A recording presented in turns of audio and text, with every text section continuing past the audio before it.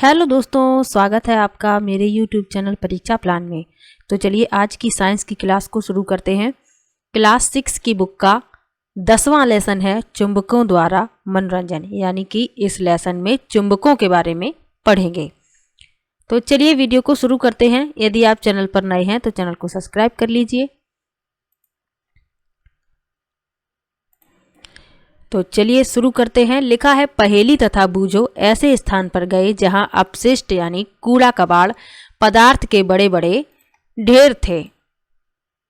कुछ प्रोत्साहक घटना घट रही थी। कूड़े के ढेर की ओर एक क्रेन जा रही थी।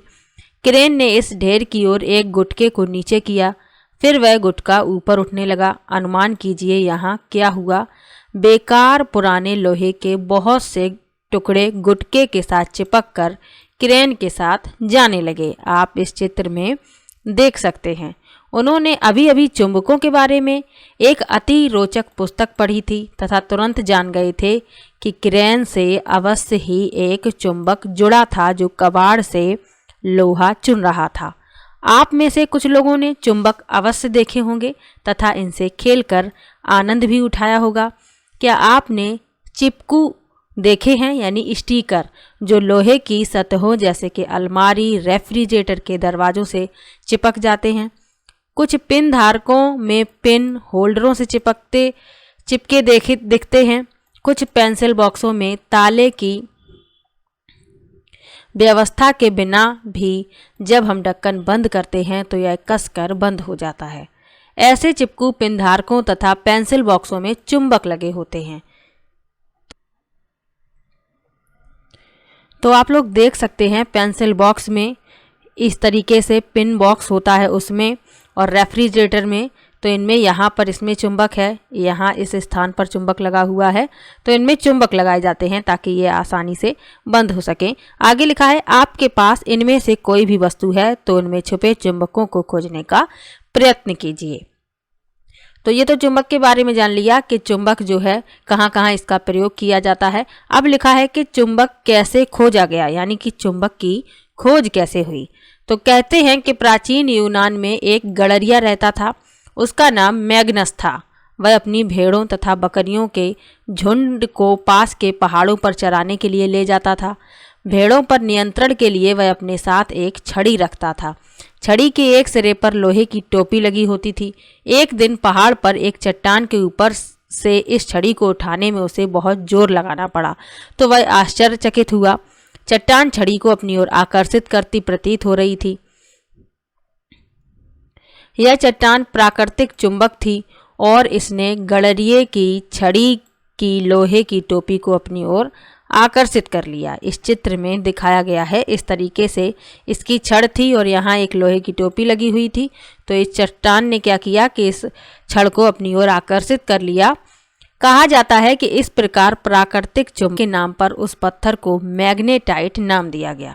तो गड़रिये का नाम था मैग्नस, तो उसी के नाम पर उस पत्थर को नाम दे दिया गया मैग्नेटाइट।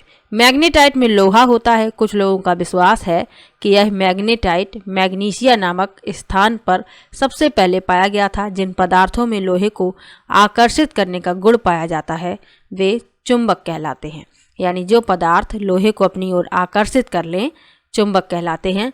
आगे लिखा है, लोग अब जान चुके थे कि कुछ चट्टानों में लोहे के टुकड़ों को आकर्षित करने का गुण होता है। उन्होंने यह भी पाया कि चट्टानों के इन छोटे छोटे टुकड़ों में कुछ विशेष गुण होते हैं। प्राकृतिक रूप से मिलने वाले इन पदार्थों को उन्होंने चुंबक कहा। तत्पश्चात लोहे के टुकड़ों से चुंबक बनाने की विधि का आविष्कार हुआ। इन्हें कृत्रिम चुंबक कहते हैं। आजकल विभिन्न आकृतियों के कृत्रिम चुंबक बनाए जाते हैं। उदाहरण के लिए छड़ चुंबक, नाल चुंबक, बेलनाकार अथवा गोलांत चुंबक।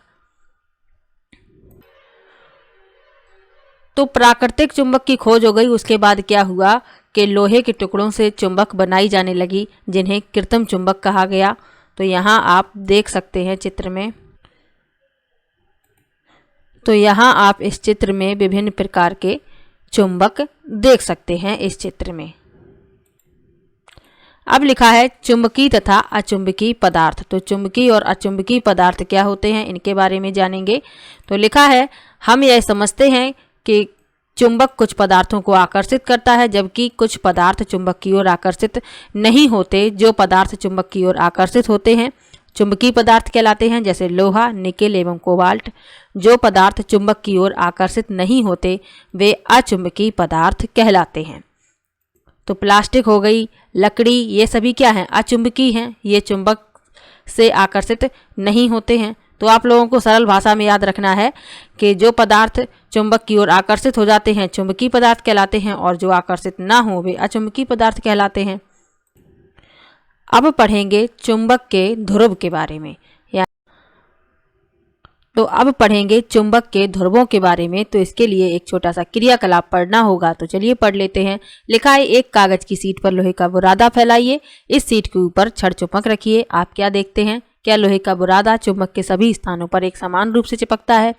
क्या आप चुंबक के किसी भाग में किसी अन्य भाग से अधिक लोहे का बुरादा चिपका हुआ देखते हैं? तो आप जब लोहे का बुरादा फैलाएंगे और उसके ऊपर छड़ चुंबक रखेंगे तो लोहे का बुरादा जो है इस तरह से चिपकेगा दोनों तरफ।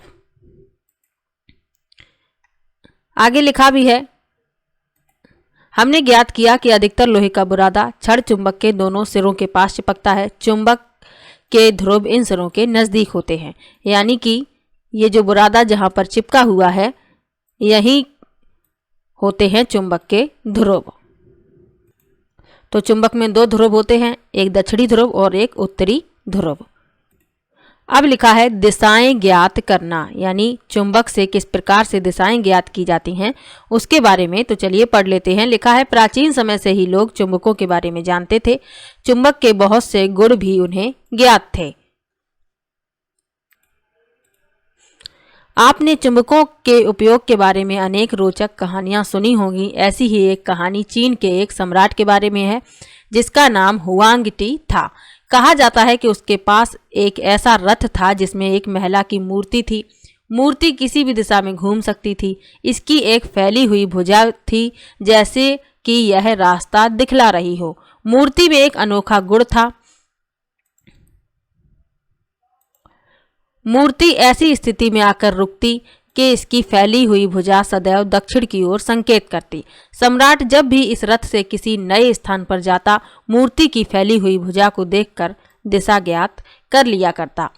आइए अपने लिए एक दिशा निर्धारक बनाते हैं। तो आप इस रथ को देख सकते हैं। चीन का सम्राट था हुआंग टी, उसके पास ये रथ था और इसमें ये एक महिला की मूर्ति लगी हुई थी। इसका एक हाथ जो है हमेशा दक्षिण दिशा को दिखाता था, तो इसी से वह अपनी दिशा को ज्ञात कर लिया करता था। अब हम लोग अपने लिए एक दिशा निर्धारक कैसे बना सकते हैं इसके बारे में लिखा है एक छड़ चुंबक लीजिए, इसके एक सिरे पर पहचान के लिए एक चिन्ह लगाइए। अब एक धागे को चुंबक के मध्य बिंदु से बांधिए जिससे कि इसे एक लकड़ी के स्टैंड पर लटका सके। यह सुनिश्चित कीजिए कि चुंबक प्रत्येक दिशा में स्वतंत्रता पूर्वक घूम सके। इसे विराम अवस्था में आने दीजिए। चुंबक की विराम अवस्था में इसके दोनों सिरों की स्थिति दर्शाने के लिए धरती पर दो बिंदु चिन्हित कीजिए। इन बिंदुओं को एक रेखा से मिलाइए। यह रेखा उस दिशा को दर्शाती है जिस दिशा में चुंबक अपनी विरामावस्था की स्थिति में आकर रुकता है। अब चुंबक के एक सिरे को आराम से धक्का देकर घुमाइए तथा इसे विरामावस्था में आने दीजिए। विरामावस्था में इसके सिरों की स्थिति को दोबारा चिन्हित कीजिए। क्या अब चुंबक भिन्न दिशा दर्शाता है? चुंबक को एक दूसरी दिशा में घुमाइए तथा इसके विराम में आने की दिशा को नोट कीजिए। तो ये समझाने के लिए पढ़ रहे हैं क्रियाकलाप। लिखा है, क्या आपने देखा कि विरामावस्था में चुंबक सदैव एक ही दिशा में रुकता है? क्या अब आप सम्राट के रथ की मूर्ति के रहस्य का अनुमान लगा सकते हैं?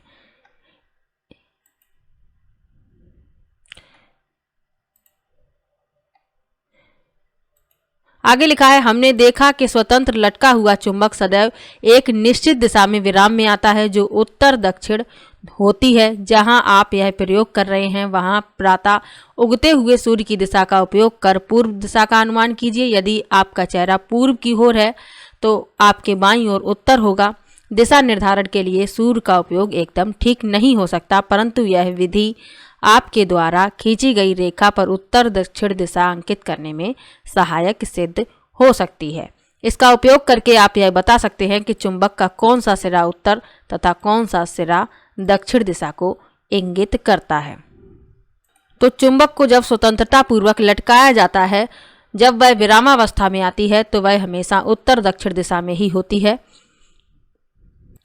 तो इसी प्रकार से जो सम्राट का रथ था इसी क्रिया पर आधारित था, जिससे वह दिशा को ज्ञात कर लिया करता था। आगे लिखा है उत्तर की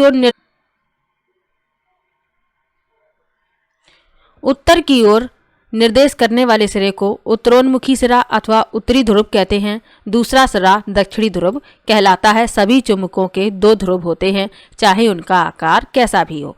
सामान्यतः चुंबक पर उत्तर एन तथा दक्षिण एस ध्रुवों को अंकित करते हैं, यानी कि जो उत्तर होता है यानी नॉर्थ तो इसे एन से अंकित करते हैं और दक्षिण यानी साउथ तो इसे एस से अंकित किया जाता है। आगे लिखा है चुंबक का यह गुण हमारे लिए अत्यंत उपयोगी है। शताब्दियों तक यात्री चुंबक के इस गुण का उपयोग दिशा निर्धारण के लिए करते रहे।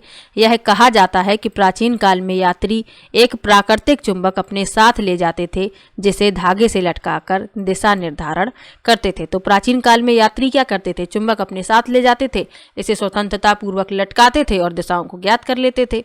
आगे लिखा है तत्पश्चात चुंबकों के इस गुण पर आधारित एक युक्ति विकसित हुई। यह कंपास यानी दिक् सूचक के नाम से जानी जाती है। कंपास सामान्यतः कांच के ढक्कन वाली एक छोटी डिब्बी होती है। एक चुंबकित सुई डिब्बी के अंदर एक धुरी पर लगी होती है जो स्वतंत्रता पूर्वक घूमती है। कंपास में एक डायल भी होता है जिस पर दिशाएं अंकित होती हैं। कंपास को उस स्थान पर रखिए जहां हमें दिशा निर्धारण करना होता है। इसकी सुई विरामावस्था में उत्तर दक्षिण दिशा को निर्धारित करती है। कंपास को तब तक घुमाते हैं जब तक कि डायल पर अंकित उत्तर दक्षिण के चिन्ह सुई के दोनों सिरों पर न आ जाएं। चुंबकीय सुई के उत्तरी ध्रुव की पहचान के लिए सामान्यतः इसे भिन्न रंग से पेंट किया जाता है। तो ये होता है कंपास यानी दिक् सूचक।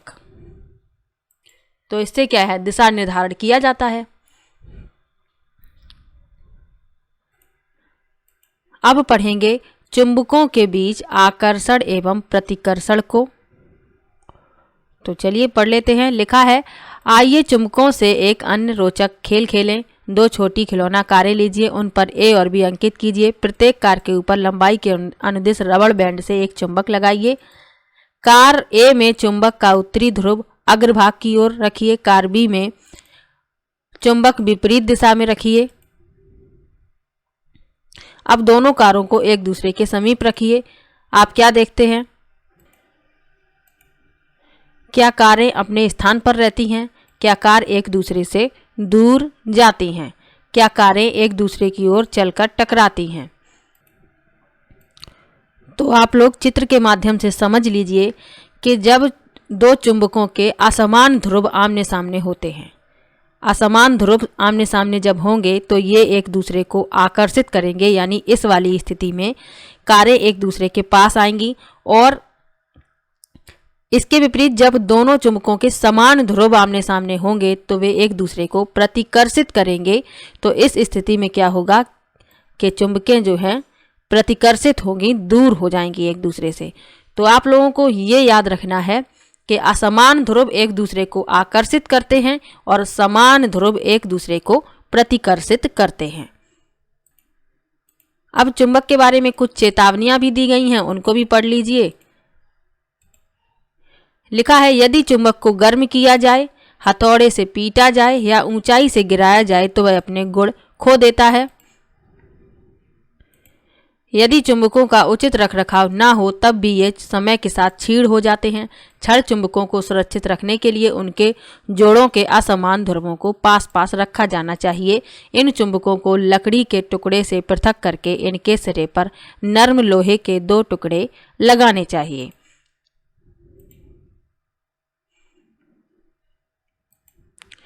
नाल चुंबक का भंडारण करने के लिए इसके ध्रुवों के संपर्क में लोहे का एक टुकड़ा रखना चाहिए। अपने चुंबक को cassette, mobile, television, music system, CD तथा कंप्यूटर से दूर रखें, यानी इन सब चीज़ों से चुंबक को दूर रखना चाहिए।